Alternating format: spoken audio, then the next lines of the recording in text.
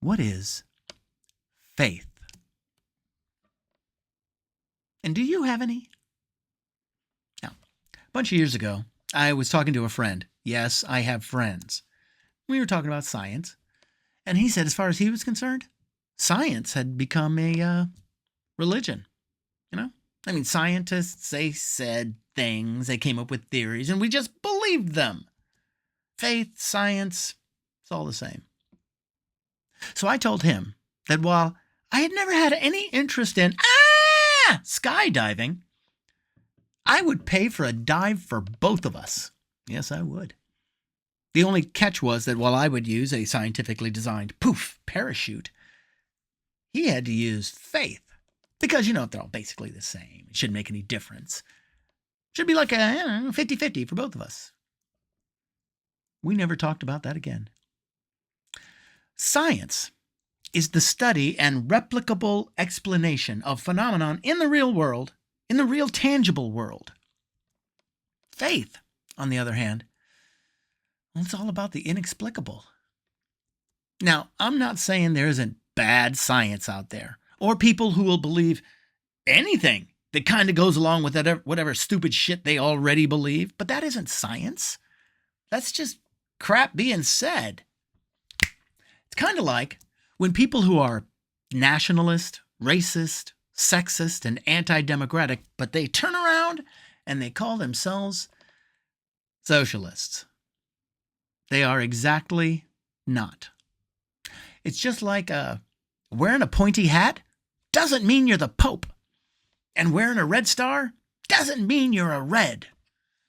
And just saying stuff that you'd like to be true without any actual evidence doesn't mean you're a scientist. You're just some asshole in a lab coat. Hey, ask RFK Jr. Yeah, he knows lots of these people. Now, for most of human history, just about everything was inexplicable. Volcanoes, thunder, droughts, famine, floods. What is the wind? They didn't know what anything was. So they came up with cool stories, and they believed them. They had faith. What is the sun? Well, obviously, it's a god in a fiery chariot riding across the sky. It's a beautiful image. But about 2,300 years ago, some early scientists theorized that the sun was basically a big ball of something on fire. They even figured out how far away from Earth it was. They did, within a few percentage points. And they did this without telescopes. Now, faith in a sun god, it just filled a void of knowledge before science came along with some theories and real answers. What about the Earth? Was it a disc resting on the back of a giant tortoise? Or no? Because about 2,300 years ago, some other scientists, early scientists, they figured out that not only did they figure out that the Earth was round.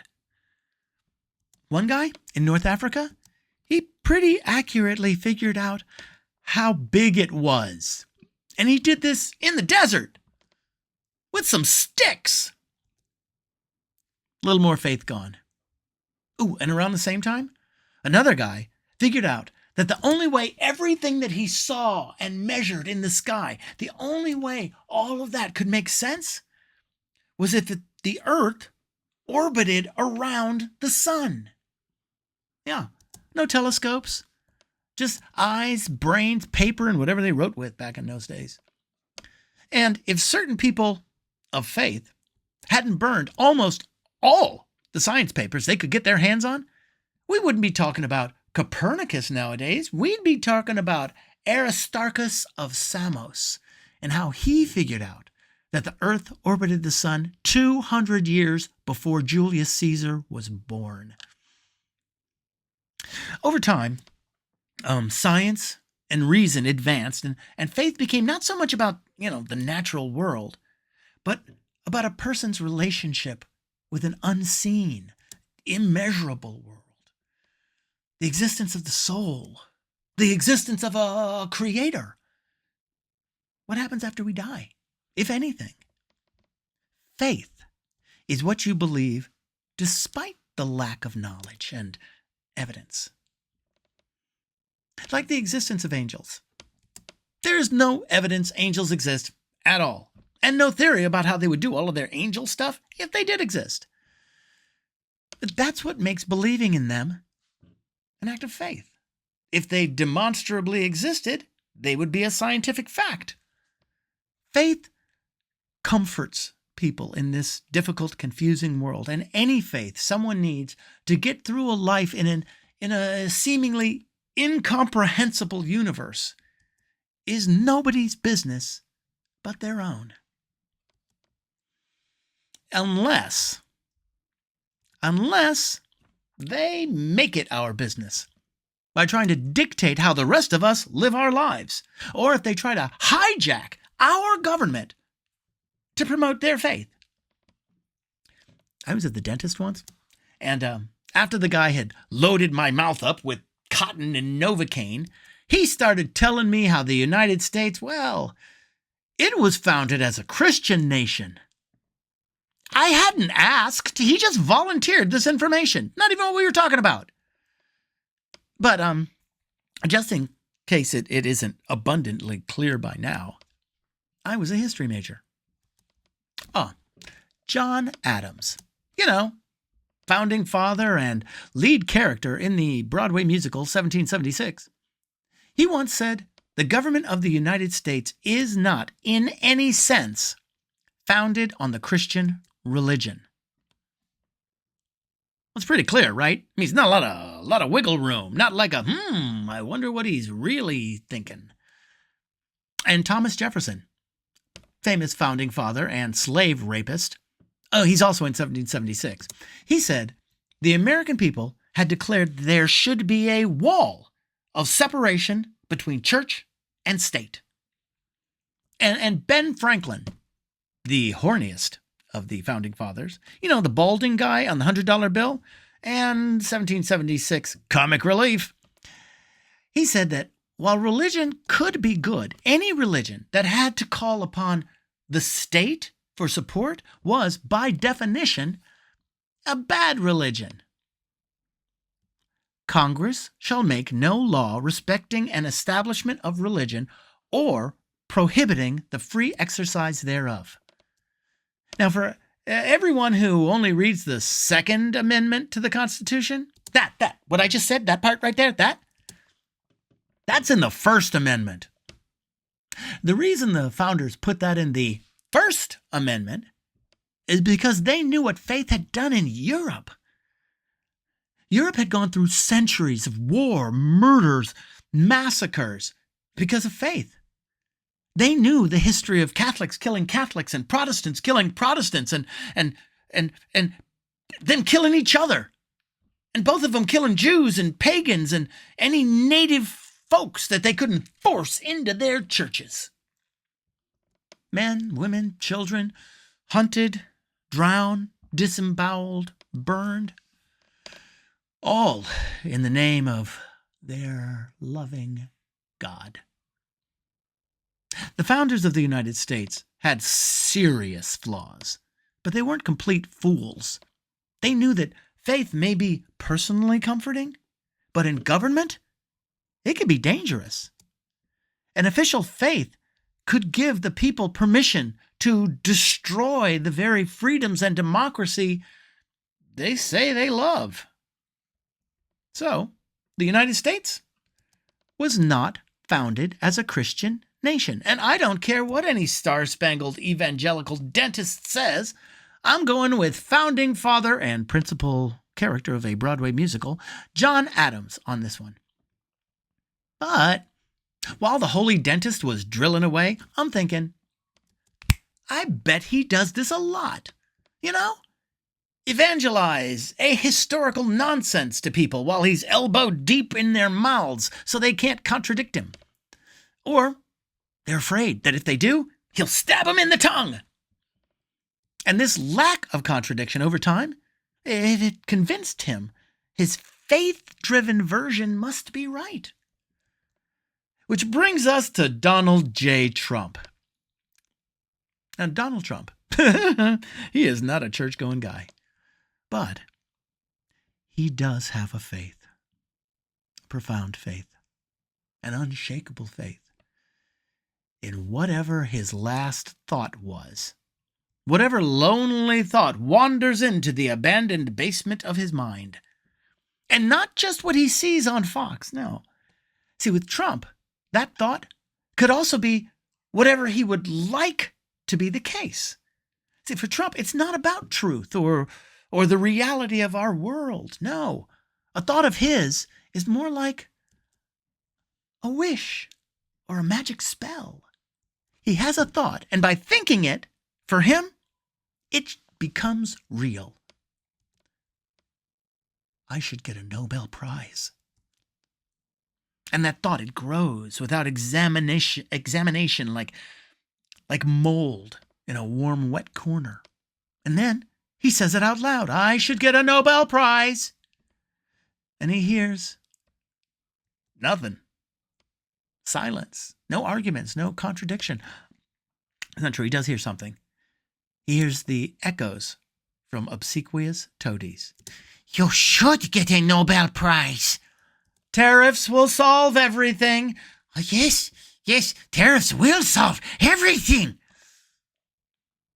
The sycophants echo every thought as they climb up the greasy orange career pole. We are being invaded by Venezuelan drug lords. Antifa, they are dangerous terrorists. We do have to call out the military to put down these insurrections. Everyone who disagrees, anyone who doesn't share the absolute faith in the unquestionable leader, well, they are an enemy of the state. And that immigrant, that citizen, that mayor, that governor, that senator, they should be put in jail. Now, everybody should have some faith in themselves. But that faith, it should be based on something. I mean, like Elon Musk. He may be he is a megalomaniacal Nazi Nepo baby who never invented a damn thing. But he did make two profitable investments, PayPal and Tesla. That's what his wealth is, for the most part, based on. The problems are Musk, well, A, he's an actual Nazi. And B, he destroyed government programs that were helping people, like feeding starving children. He destroyed these things in the name of saving money while making sure to protect his own billions in government contracts. Because he's a corrupt, apartheid-supporting, zig-heiling, crack-headed con man with delusions of likability. Trump, on the other hand, combines his own bottomless well of narcissistic stupidity with the blind faith of the tens of millions of Americans who still believe this Dorito-dusted, bigoted man-baby billionaire ever gave or will give two dry shits about them or democracy. All he's done has been entrench and enrich an idiotic kleptocracy of anti-democratic half-witted bullies. He's also, he has done something else. He has also destroyed American economic credibility, undermined our Constitution, shred our civil rights, encouraged lawlessness among corporations and law enforcement, and ordered a military occupation of various cities of the United States. But the faithful, they still have faith in him. Never mind the failures, the lies, never mind the bullying, never mind the evidence. Every promise he's made to them is unfulfilled. Every benefit he points to, it's an illusion. Prices up.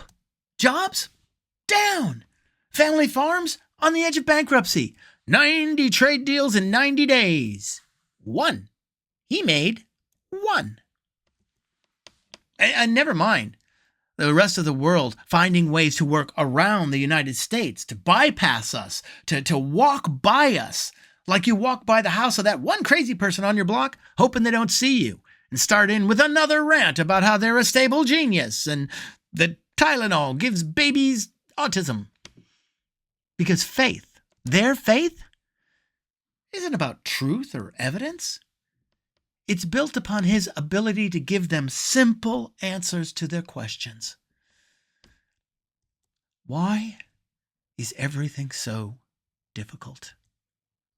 Where is the power and prestige promised to them, the real Americans, by their parents, by their history, by their God? Why don't they have their American dream, damn it? Who took it? Here comes Donald J. Trump, a white billionaire in a blue suit, who says he knows who to blame. The un-Americans, the immigrants, gays, the lesbians, the trans folks, the socialist cities and coastal commies, the domestic darkies and the international foreigners. And the faithful, they want to believe him. More than facts, more than history, more than self-respect or even self-preservation.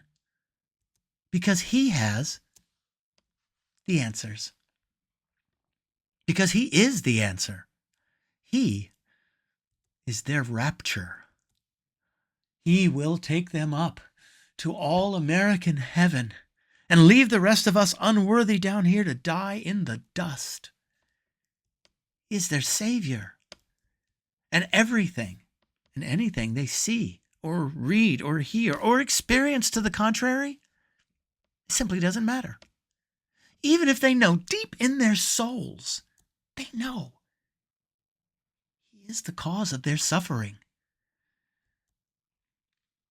But they believe he will save them, because believing, despite any and all evidence, that is what faith is.